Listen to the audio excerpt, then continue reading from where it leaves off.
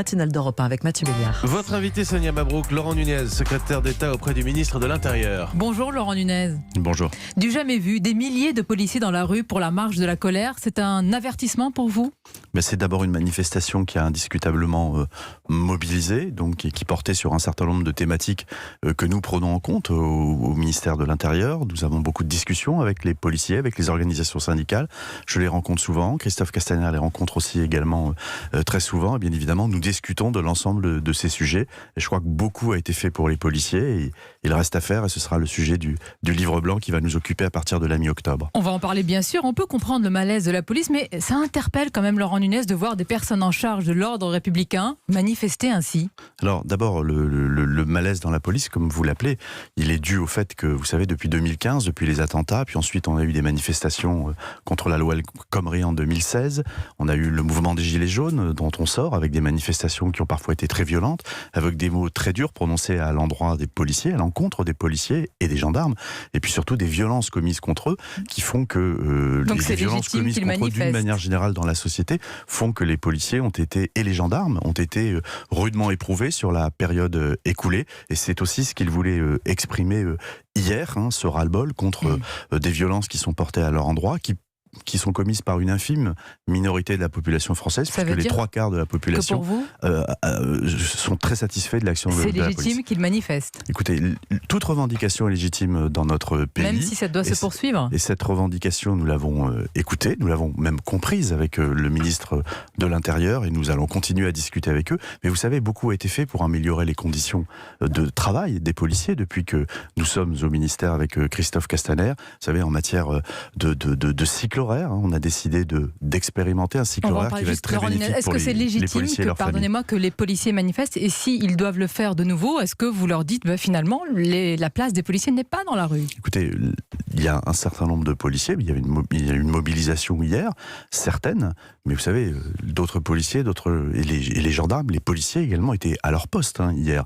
Donc on a eu un certain nombre qui ont exprimé une revendication légitime, et d'autres qui étaient au travail, et puis il n'y a pas de... Combien dans la proportion d'ailleurs ? On dit qu'il y avait 20 000 policiers dans la rue, sur combien au total ? On ne compte pas, en général, on ne compte pas les manifestations de policiers, on ne fait pas de comptage, c'est une tradition... Ils se sont comptés eux-mêmes quand même. Ils se sont comptés eux-mêmes, voilà, ils ont donné un certain nombre de chiffres, on n'a aucune raison de penser que ces chiffres ne sont pas bons. Alors pour les rassurer, vous dites que le budget de la police va augmenter, mais tout n'est pas qu'une question de budget. Les policiers attendent, Laurent Nunez, de la reconnaissance, de la considération, du soutien, et à les entendre, vous ne leur en témoignez pas suffisamment. Alors d'abord, quand on dit tout n'est pas une question de budget, sans doute, mais c'est quand même important, puisque vous savez que dans la période écoulée, les considérations, l'attention budgétaire apportée à nos forces de sécurité intérieure n'a pas toujours été à la hauteur dans les années écoulées. Nous sommes présents, nous sommes au rendez-vous, on a un budget qui, l'année prochaine, va encore augmenter, le budget de la police, ce sera plus 5%, on a une indemnité qui a été décidée l'année dernière, dans le cadre d'un protocole, en décembre 2018, qui va trouver son plein régime l'année prochaine. Vous savez, les policiers vont toucher 130 € mensuels en plus, donc il y a une attention budgétaire qui est portée. Je vous passe le programme immobilier, le programme d'équipement. Je vais vous donner un exemple concret. Cette attention, elle est réelle. Et j'insiste, elle n'a pas toujours existé par le passé. Dans nos reportages, on entend des policiers se plaindre de voir des délinquants aussitôt arrêtés, aussitôt relâchés, et en plus les narguer. Bref, les policiers dénoncent selon eux le laxisme de certains juges. Ils ont raison ? Alors, je ne me permettrai pas de dire que les juges sont laxistes. Même si vous... Non, mais la réalité sur le terrain. La réalité, c'est que j'ai aussi beaucoup d'exemples d'une action policière qui est menée avec beaucoup d'efficacité, avec des interpellations qui sont suivies de peines de prison fermes. Et donc, je parle des autres exemples alors. Oui, mais ces autres exemples, ils ne doivent pas empêcher le travail des policiers. Effectivement, il y a un certain nombre d'interpellations et de déferments qui ne se traduisent pas par des condamnations. Mais pourquoi ? Est-ce qu'il faut durcir la loi ou la faire appliquer tout simplement ? Il y a une procédure dans notre pays. Voilà, il y a aussi les droits de la défense qui rentrent en jeu. C'est légitime. Que dirait-on si on était systématiquement condamné sans procès ? Voilà, il y a des procès.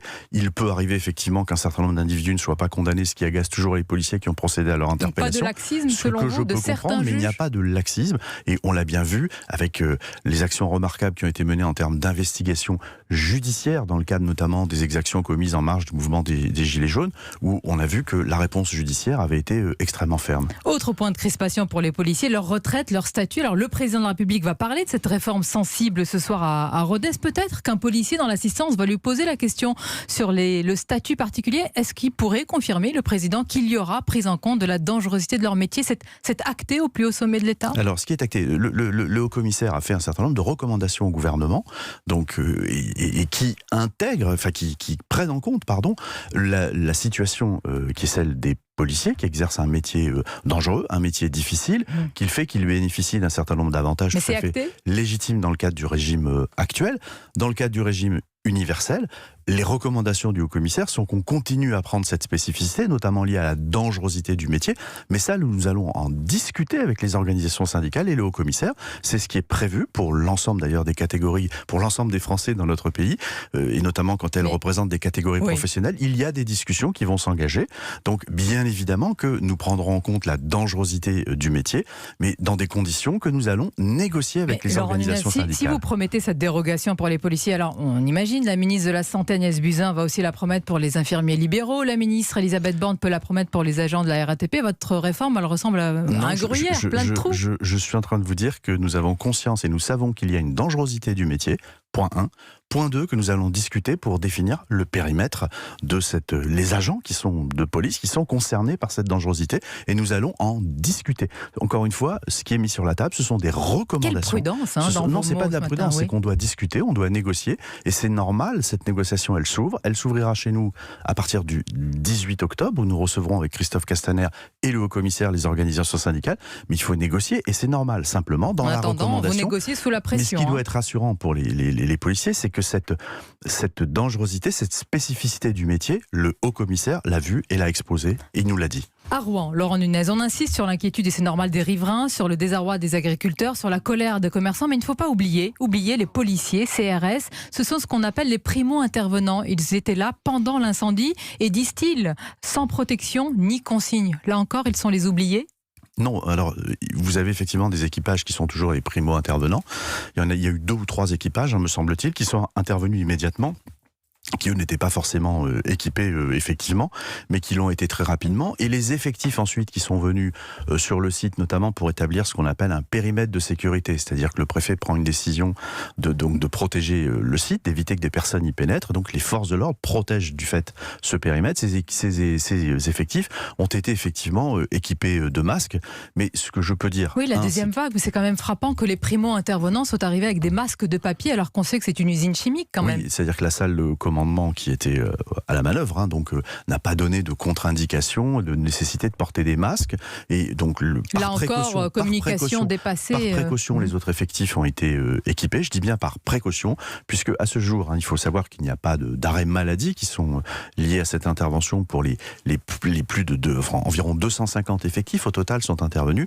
Il n'y a pas d'arrêt maladie et surtout des mesures ont été prises pour que tous ceux qui le souhaitent puissent voir un médecin de prévention. Et un certain nombre, je crois que 25 ou 30 policiers ont effectivement souhaité voir un médecin, mais pour l'instant il n'y a pas d'arrêt maladie, il n'y a pas de raison d'être inquiet. Alors la liste des produits utilisés dans cette usine qui est un site Seveso a tardé à être communiquée, elle a été communiquée. L'une des raisons, dit-on, avancée, c'est le risque terroriste. C'est pour ça qu'on ne communique pas ce genre de liste ? Écoutez, c'est pour ça qu'on prend des précautions avant de les communiquer. Ces listes sont protégées, c'est normal. Vous savez les sites Seveso O, dans la prévention de la menace terroriste, ont toujours été des cibles, nous le savons, où les cibles, c'est les grands rassemblements de personnes, ça peut être un match de football, ça peut être un spectacle, et puis ça peut être un site Seveso. Mais d'ailleurs, vous excluez tout acte malveillant qui pourrait expliquer le départ de feu ? Franchement, on ne peut rien exclure. Rien n'est exclu. Même un acte malveillant ou terroriste ? Il y a une enquête criminelle qui a été ouverte et qui permettra de faire la lumière sur cette affaire, mais il faut laisser les investigations se dérouler. Il y a la police judiciaire qui saisit, et il y a aussi la gendarmerie nationale qui travaille sur ce dossier. Voilà, nos forces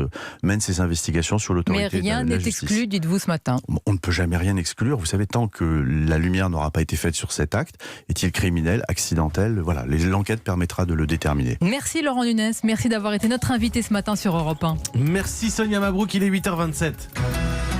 Europe 1.